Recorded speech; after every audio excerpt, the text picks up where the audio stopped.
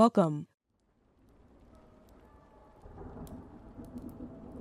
What is the Red Soul? How does it control Kris?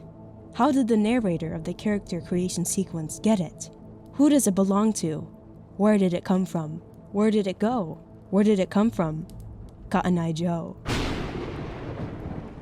Well, I've scrounged through all 3 games and came up with 7 theories for who/what the Red Soul is, and I'm not necessarily sold on all of them, but I think that this will be an interesting deep dive into the Red Soul lore, and who knows, maybe one of you will have an epiphany moment and figure out this whole mystery. Make sure to leave your Red Soul theories in the comments below and omit all punctuation for maximum effect. Now let's get into the video. Here is a list of my 7 theories for who/what the Red Soul is. Oh, and throughout the video, I'm going to be referring to the narrator of the character creation sequence as just the narrator since it's more succinct. Anyway, let's go. Here are my 7 theories for who/what the Red Soul is. Number 1. The Red Soul belongs to the player. Number 2. The Red Soul belongs to Frisk. Number 3. The Red Soul belongs to Chara. Number 4. The Red Soul belongs to Des. Number 5. The Red Soul belongs to Kris. Number 6. The Red Soul belongs to a character we've never met before.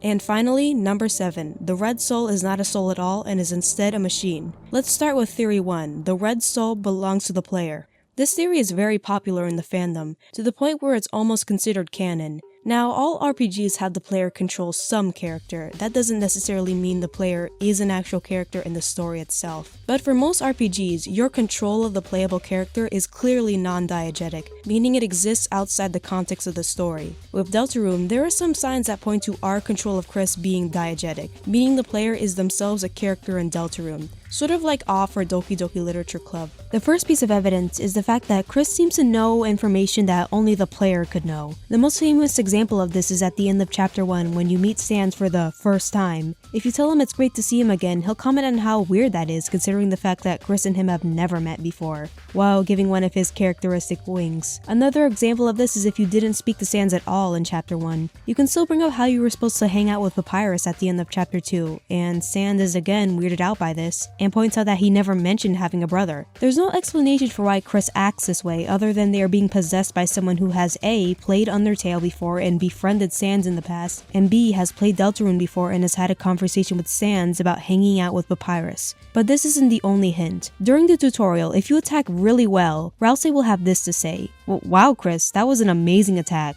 Have you done this before or something? In this room, you're supposed to instruct Susie on how to solve the puzzle, despite Kris not being in the room. This would only make sense if the person possessing Kris somehow has a god's eye view of the room, which the player conveniently has. In this room in Chapter 1, you're supposed to revolve around this thingamajig until you find the hidden switch that you're supposed to flip. However, if you've played this room before, you can just walk up to it and flip it. Rouse will comment on this and say, "How did you know that was there, Kris? You're really amazing, you know that?" The fact that the game feels the need to point this out speaks volumes. During the Susie sections of the game, Rouse, in a very forced and awkward manner, will ask Kris to imagine what Susie is doing right now, so that the player's perspective can shift from Kris to Susie. The only person who would have the ability to shift perspectives from one character to another would be the audience, aka the player. If Kris goes down during a fight, they can still command their team through various acts. During the Snowcave route, if Kris goes down during the Birdly fight, Noelle will comment on how she can still hear their voice. It seems this omniscient voice is so powerful that Noelle can hear it from miles away. During the Spamton Neo fight, you can whisper Noelle's name, and she will answer your calls for help by killing Spamton, despite being nowhere near the battlefield previously. But what's even weirder than all this is the fact that Kris, at times, seems to be able to read Noelle's mind. Well, more like the player can read Noelle's mind. Noelle, no, don't think that, it's horrible. It's natural. Kris, what are you talking about? I must have said that out loud.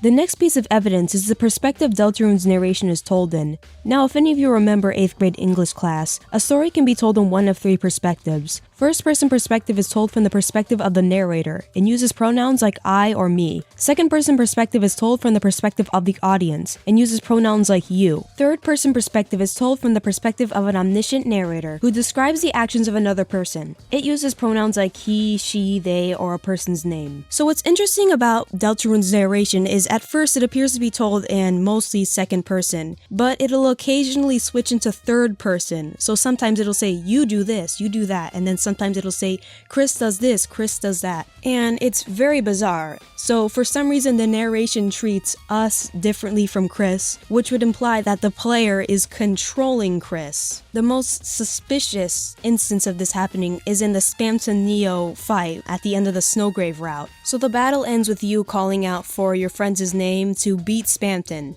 Kris called out for help, but no one came. You whisper Noelle's name. So it's just very odd because the narration is in third person, and then at the very end when we call out for Noelle's name, it switches to second person, which implies that when Kris is calling out for like Rousey's name and Susie's name, Kris is the one doing it, but when we call out for Noelle's name, it's the player doing it. And of course, conveniently after, Noelle somehow hears us, even though we're extremely far away from her, and she comes and she kills Spamton, which implies that some sort of supernatural force is the one speaking to her. And what's the only supernatural force in this game? I mean, the soul so far, right?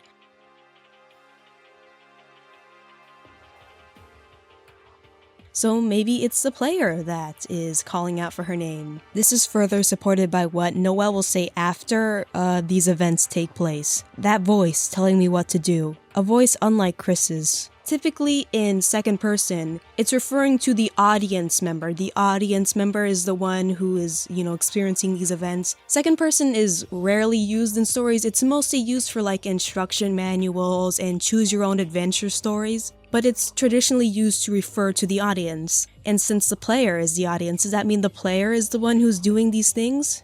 Very interesting. The next piece of evidence proving that the player is the one controlling Kris is the Gaster tweets. I'm sorry, not Gaster. This person and this person, they are not the same person, okay? There's totally not overwhelming evidence that this is Gaster. So these tweets seem to show the narrator luring someone in to show them something.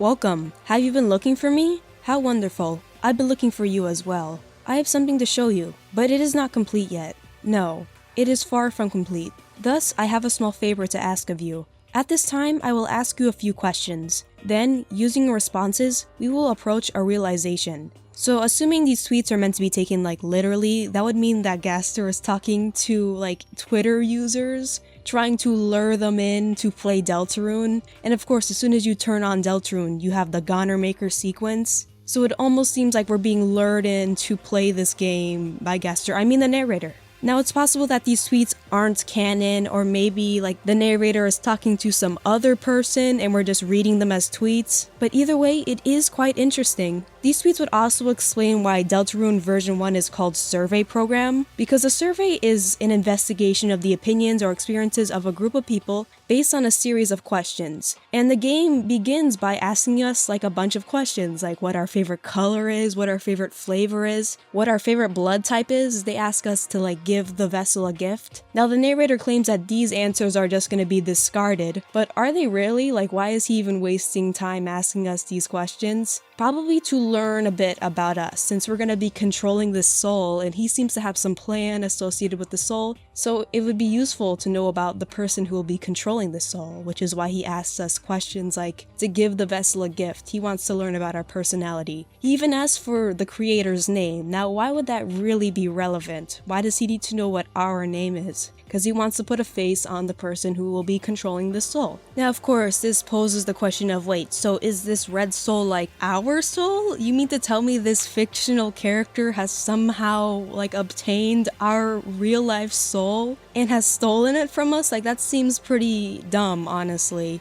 And maybe it's not like literally our soul. Maybe it's some like machine or vessel that we're just controlling or something like that. Who knows? But I've heard a lot of people say that this theory kind of falls apart because the idea of a fictional character interacting with the real world is just too unbelievable for them. And that perspective is perfectly valid, but I don't personally find it that unbelievable because, games like Off and Doki Doki Literature Club also do this, and I honestly really like those games, and most people like those games. I kind of see it as a situation where maybe in Deltarune's canon, Deltarune is a fake world. Like, in the context of Deltarune's story, Deltarune is fake, and maybe this narrator character became self-aware of this fact and has somehow learned to interact with the real world and tamper with the game's files. Sort of how like in Doki Doki Literature Club, spoilers if you haven't played that game.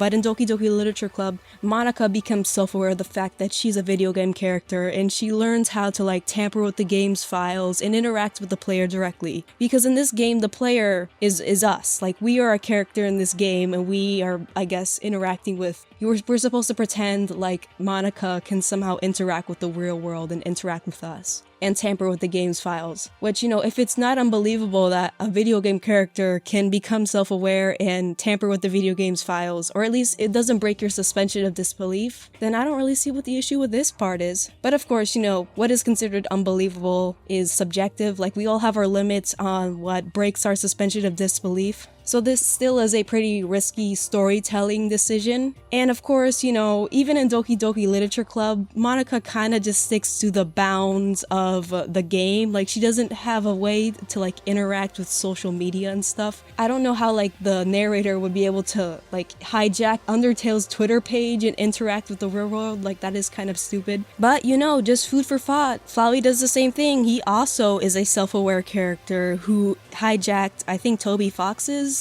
Twitter page. He hijacks Toby Fox's Twitter page and is talking to the Twitter users and trying to get them to play Undertale. In fact, Flowey even like in the game itself acknowledges the existence of YouTube. Like, it's really bizarre. It all started because I was curious what would happen if I killed them. I don't like this, I told myself. I'm just doing this because I have to know what happens. Ha ha ha.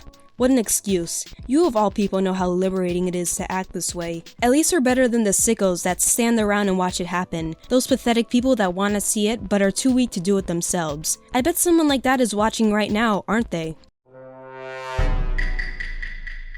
So yeah, even if like the tweets from Gaster and from Flowey are not canon to the story itself, Flowey still seems to acknowledge the idea of like social media platforms. So I don't think it's the most unbelievable theory possible that somehow this character learned how to use Twitter. Although the idea of them learning how to become self-aware and immediately going to Twitter of all places is kind of hilarious. I doubt their plan worked very well to lure people into this game, considering that most Twitter users lack basic reading comprehension.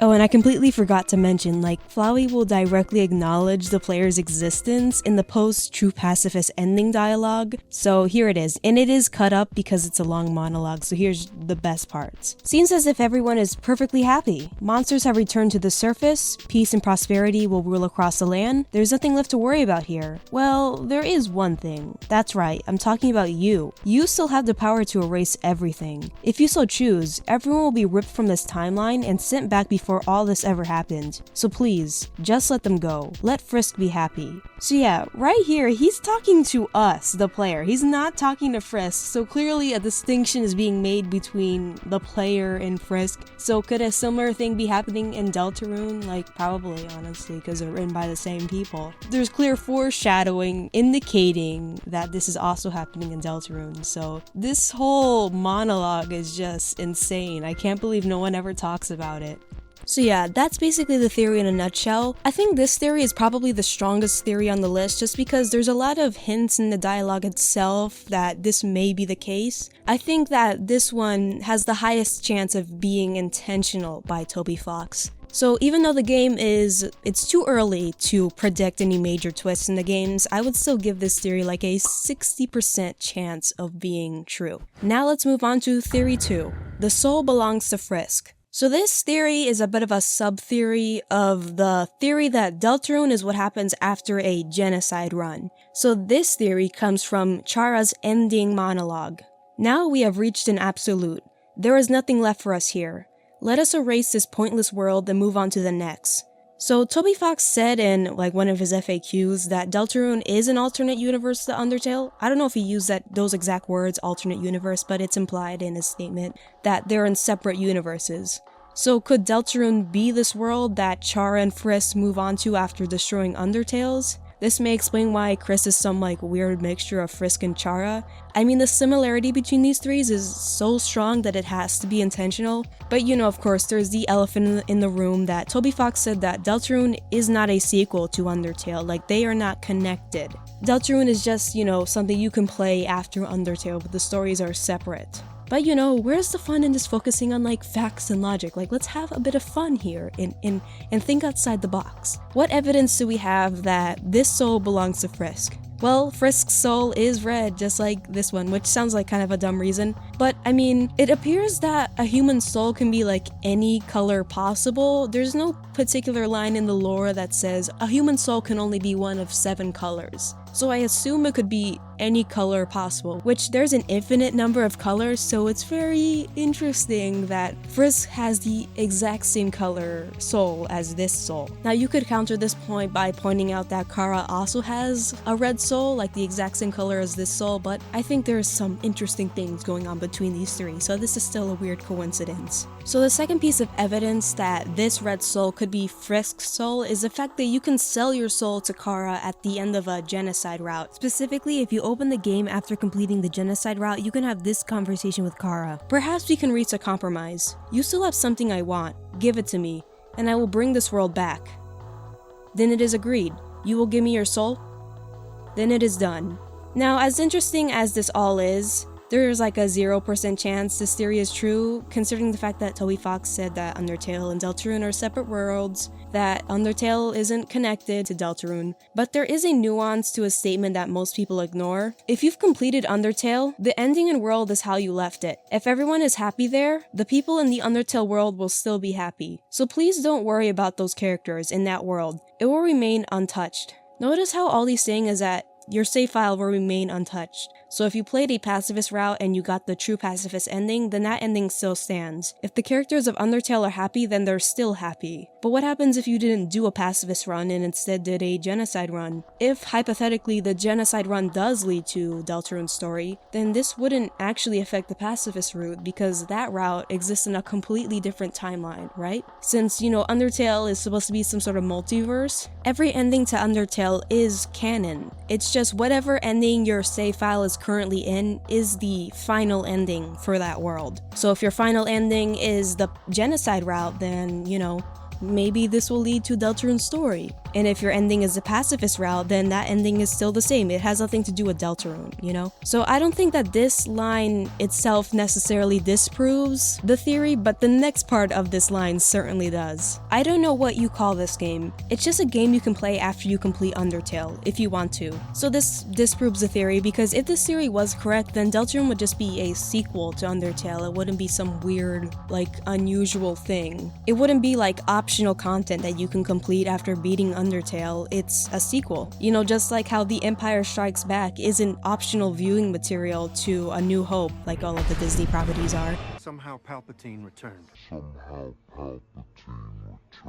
It's something you're required to watch if you're invested in A New Hope's story. So because of this line, I'm giving this theory a 0% chance of being true. So now let's move on to theory 3. The soul belongs to Chara. So this theory is similar to the previous one in that it's predicated on the sequel theory being true, which I just debunked. So going over this theory is kind of pointless, but I'm gonna do it anyway because, you know, it's fun. I do think that there are hints that Chara is somewhere in Deltarune. Whether or not they're a major character or just a minor side character like Gaster, I do think they're somewhere in Deltarune. So this theory has a similar timeline to the previous theory. You complete a genocide run, Chara destroys Undertale's world and moves on to the next one. It's just that instead of taking Frisk's soul, they take their own soul to the next world. So there is some evidence that Chara is possessing Kris, mostly because Kris seems to have the exact same personality as Chara, which is an interesting coincidence and is clearly intentional. So maybe this is supposed to suggest that the person possessing Kris is Chara. You may be saying, well, a majority of the similarities between Kris and Chara are like, I don't know, their love of chocolate or their obsession with knives, which seem to have existed prior to Chapter 1. Like, it's just aspects of their character. But that is not the case. There is evidence that they have been possessed for longer than just the morning of Chapter 1. There are countless lines of dialogue talking about how Kris has been different lately, so more than just a couple of days. You may say, well, the sequence of events clearly implies that after the character creation sequence ends, the Red Soul possesses Kris, but I think we're just being tricked by Toby Fox. He wants us to believe that the soul possessed Kris the morning of Chapter 1, when really the possession has been happening for maybe weeks, long enough for important people in Kris's life to notice that they're different. So where the heck is Kris? Oh, Kris, does this sometimes. They have not been up to anything strange. Haha, no, they're normal. Well, that is relieving. I have just been a little concerned lately. Just lately? Kris, recently there's been something different about them. Why hasn't anyone else noticed it? So yeah, this dialogue clearly indicates that Kris was possessed at least for maybe a couple of weeks, long enough for people to notice that they're different. So maybe the similarities between Kris and Chara are some sort of indication that Kris is possessed by Chara. I mean, Chara clearly has the ability to possess people. Like, the whole plot of the genocide rap was the fact that Chara possessed Frisk. So maybe they did the same thing to Kris, you know? Now, there's some evidence in the character creation sequence that the red soul belongs to Chara, and it has to do with the fact that at the end of that sequence, the narrator is seemingly cut off by some other person. So in the Japanese localization of Deltarune, the speaking style of the narrator is distinctly different from the speaking style of this other person who cuts the narrator off. And people have studied the speaking style of this other person, and it appears to be Chara. Now, I'm going to try my best to explain this, but just know that I don't speak Japanese, so if I get anything wrong, I'm sorry. I'm also not the one who came up with these ideas. The earliest mention I could find of this theory is from this person on Tumblr, although I heard this theory first from Half-Bred Chaos. So I'll link the Tumblr post and the Half-Bred Chaos video. So Japanese has 3 writing systems: hiragana, katakana, and kanji. So they're sort of like Japanese's alphabet. Kanji is considered more difficult than hiragana and katakana, so most Japanese games just don't use kanji. Undertale and Deltarune are no different. So the characters in Undertale don't use kanji at all, to my understanding, and the characters in Deltarune sometimes use kanji, but it's rare. It's mostly hiragana and katakana. Chara and the narrator are different than the rest of the characters because they both use a lot of kanji. The narrator speaks exclusively in katakana and kanji, omitting hiragana entirely, and Chara speaks in a mixture of all 3 writing styles, with them tending to favor kanji and hiragana. So not only is this weird from Deltarune and Undertale's perspective, but in the real world, it's also considered unusual to use as much kanji as they do. For most of the character creation sequence, the narrator speaks in his normal way, using exclusively katakana and kanji. But during the black screen text, suddenly they're now using hiragana and kanji, the exact same speaking style that Chara and only Chara uses. Could this be a situation of the narrator having a particular plan for the Red Soul and Chara, who is the Red Soul, throwing a wrench in his plan, interrupting him and escaping? The biggest question right now is, if Kris was possessed sometime before Chapter 1, why are we being tricked into thinking they were possessed the morning of Chapter 1? Well, it could be to obscure the plot twist that Chara is possessing Kris. This isn't the first time Toby Fox has tricked us in the beginning of one of his games. At the beginning of Undertale, we were asked to name the fallen human, clearly assuming that we were naming the person we're controlling, but it's later revealed that we named the first fallen human Chara. So just because things appear a certain way doesn't mean it's true. It's possible that this sequence is a flashback and it happened well before Chapter 1, we just don't know. Therefore, it's possible that Chara is the Red Soul and possessed Kris well before Chapter 1. The similarities between Kris and Chara, as well as Kris's strange behavior, could be due to Chara. Now let's talk about the Snowgrave route. Throughout it, Kris badgers and intimidates Noelle to get her to do what they want. They're obsessed with making Noelle stronger by grinding and killing everything in the area. Noelle comments on how out of character Kris's actions are, clearly indicating that the soul is the one that's making them act this way. This behavior reminds me of a certain someone, but I just can't put my finger on it. It couldn't possibly be Chara, the person who possessed someone in the past and made them commit mass murder, the person obsessed with power, control, and violence. No.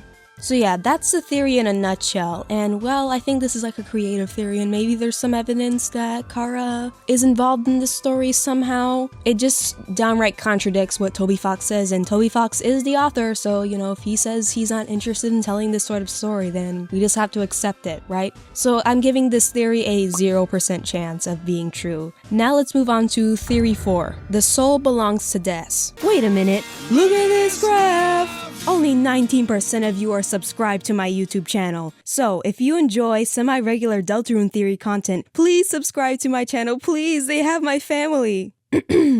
Sorry, let's move on. So for those of you who don't know, Des is Noelle's sister, and it was revealed in the Spam Tim sweepstake that she's missing. There's also a huge theory that the unused dialogue found in the game's files is Des speaking wherever she is, wherever she's being held, that's her speaking. And the idea with this theory is that the narrator was the one who caused her disappearance, and he did it so that he could steal her soul. And that these unused lines of dialogue aren't her just being missing and being held somewhere. It's her freaking out because, she's just a disembodied soul. She doesn't have any eyes or ears or fingers, so she wouldn't feel or see anything. It would just be like being in an empty void. So the idea is that's what these unused lines of dialogue are referring to, just her panicking. Now, if you know Undertale's lore, this seems to not make any sense because this soul is red. Now, human souls can have different colors, but monster souls, at least in Undertale, they were all white. They didn't have distinct colors. So at first it seems that this theory is dead on arrival, but not quite. Firstly, Undertale and Deltarune are two separate universes, so it's possible that the rules work slightly differently. Like, for example, in Undertale, monsters can use magic, but in Deltarune, monsters seemingly can't, or at least they lost the ability. Maybe magic went extinct or something like that. But there are clearly differences in the way that the rules work between Undertale and Deltarune. So it's possible that this soul color thing is another difference that separates Undertale from Deltarune. So for the sake of this theory, I'm just going to assume that that's true. Now, if this theory is true, that would also imply that maybe the Gaster tweets are the narrator luring Des into the bunker to show her something so he could steal her soul. Oh gosh, Freudian slip, I just called them the Gaster tweets. Technically, we don't know that this person is Gaster. I mean, there's totally not overwhelming evidence that this person is Gaster or anything. So,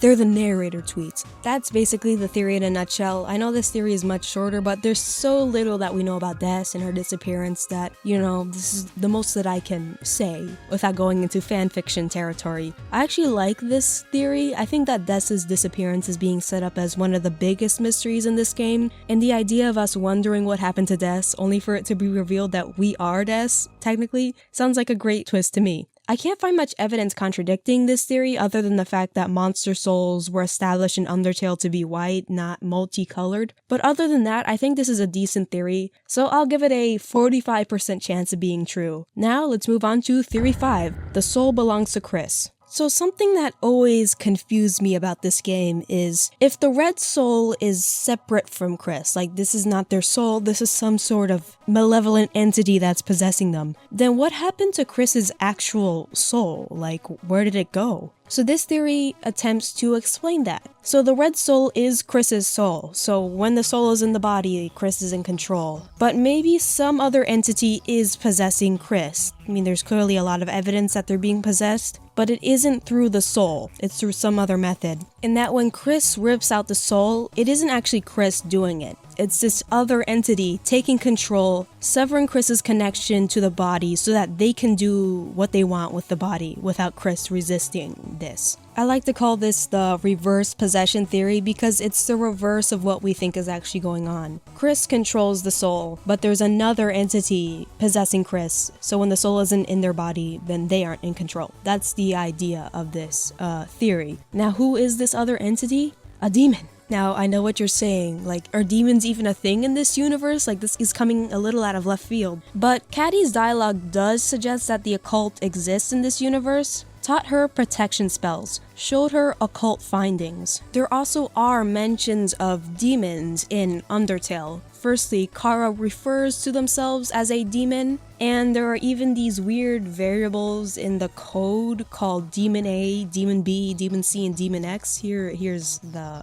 screenshot. Greetings. You have made yourself completely clear. Understood. I, your humble servant, will follow you to the utmost. So you can even see that these useless strings that are hidden within the code of Undertale, they seem to be written in the style of Chara, which would further support this notion that Chara is a demon and that demons exist in this universe. So going back to Kris and demon summoning, there is some evidence that they are interested in summoning a demon, and it's mostly because of the pop-up enemies. Like, seriously. There is some deep pop-up lore, like maybe I'll make a video on it one day, but here's one of the lines you can get if you click on a pop-up as Kris. You unconsciously click on a pop-up about demon summoning classes for teens. So typically with these pop-ups, characters will click on pop-ups that they're interested in, and it'll usually say something to the effect on you unconsciously click on a pop-up about yada yada yada. So if they are unconsciously clicking on pop-ups of demon summoning classes, then they must really be interested in this subject. So my theory is, what if Kris successfully summoned a demon, and this demon is Chara, and they get possessed by Chara? And when Kris rips out the soul and does these weird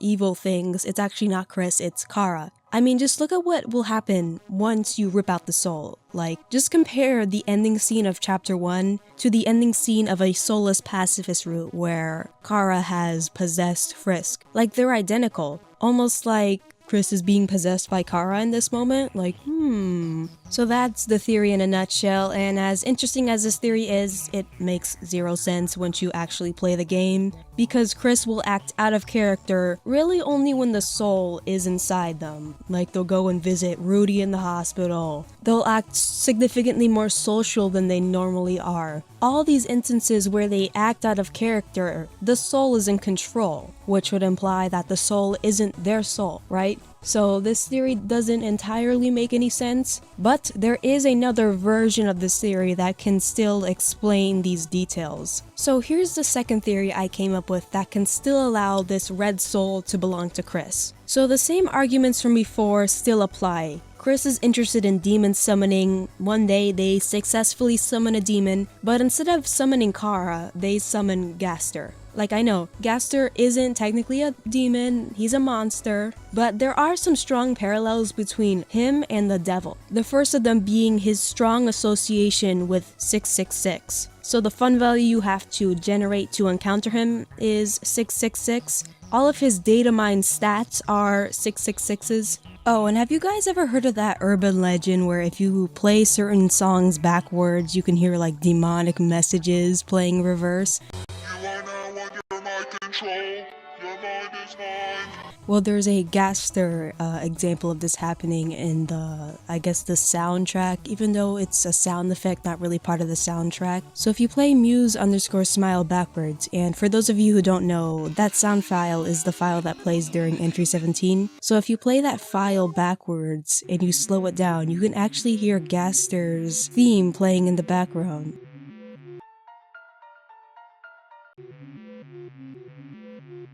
I have no idea if this is supposed to be like an intentional parallel to the devil or, just a coincidence, but I think it's interesting anyway. So, what if Kris sold their soul to the devil, aka Gaster? This would explain how Gaster, the narrator, has the red soul in his possession. It's even implied that Kris was tricked into this situation, which the devil does all the time, tricking people. The sequence's ending dialogue may even explain why Kris did this in the first place. Like, maybe Kris didn't like who they were and wanted to be someone different, so maybe they made a deal to sell their soul to Gaster, and Gaster would make them a new body in exchange for their soul. But of course, Gaster only wants Kris's soul and has no intention of holding up his end of the bargain, so he pulls the rug out from under them and says, "Your answers, your wonderful creation, will now be discarded.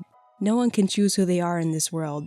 Your name is Kris." As much as I like this theory, it's probably not true just because Gaster will ask for the name of the vessel's creator. And if this theory is true, then the vessel's creator's name is Kris, right? But if you answer with Kris, Gaster will say, "You're about to meet someone very, very wonderful." So how is Kris gonna meet themselves? Like, clearly this whole line makes the entire theory fall apart. So as interesting as this theory is, I think that there's a 10% chance of this one being true. So now let's move on to theory 6. The soul belongs to a character we've never met before.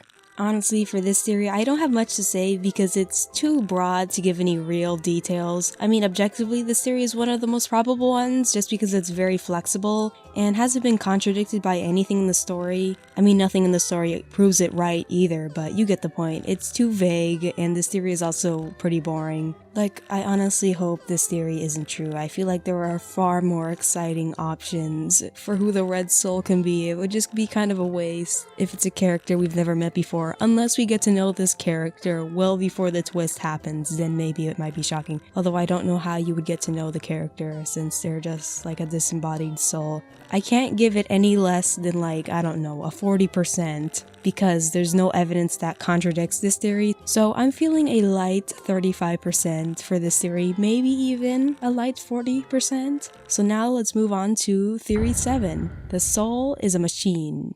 This theory is based on the fact that in the game's files, the red soul is referred to as the device, which would imply that the soul isn't a soul at all, and is instead some sort of synthetic object created for a specific purpose, and this purpose appears to be controlling Kris. But I think it goes deeper than that. What if this object is meant to be a vessel for the player to control? So it's similar to the original player theory, but it gets rid of that weird aspect where somehow this fictional character has access to our actual soul. Like the red thing we're controlling isn't literally our soul, it's just some sort of machine that we're using, which would make this red soul like a vessel of some sort. Clearly this narrator person has an interest in creating vessels that can house determination, which brings me back to the determination experiments from Undertale. So yeah, clearly trying to create a vessel to house determination is a concept that exists in this universe and is something that would be studied in like science and experiments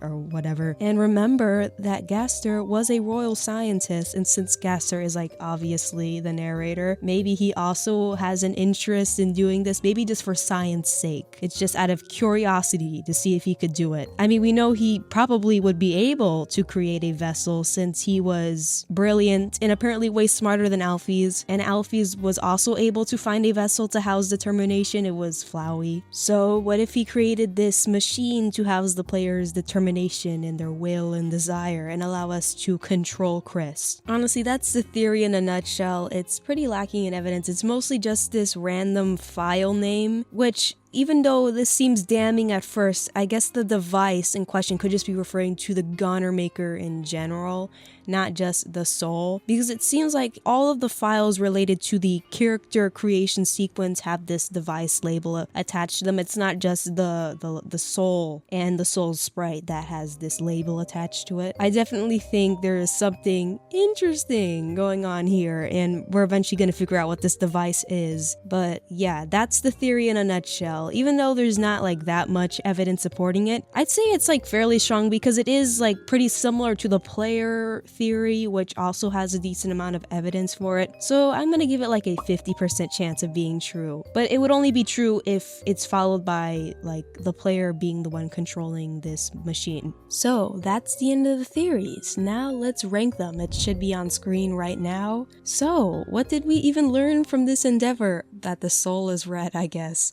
The only theory on here that I gave favorable odds to is the player theory, which is the most milquetoast safe theory out there apart from the unnamed character theory. Listen, as fun as theory crafting is, it's really an exercise in how much can I blow this random file name out of proportion so I can get upvotes and views. We all have to admit that we don't know something, and I have no idea what this thing is. No one will until Toby Fox decides to tell us. He's not gonna leave something in the files that will accidentally spoil the twist to this game. So I would say if I had to put my money on which one is true, I would probably just go with the player theory, since that seems to have the most foreshadowing in the actual game itself. I don't have to resort to speculation since there are actual lines of dialogue that may indicate the player is the one controlling Kris. So yeah, that is the end of the video. If you enjoyed it, make sure to like, comment, and subscribe. And I'm sorry to my regular subscribers for not posting often. My life is just very busy. I have another video in development right now. Well, it's more like it's in development hell, but I'm working as hard as I can to get it out to you guys. It's just having some issues. So yeah, sorry for not uploading in so long. I'll be better about it. I hope you all are having a good day. Thank you for watching my video. Bye-bye!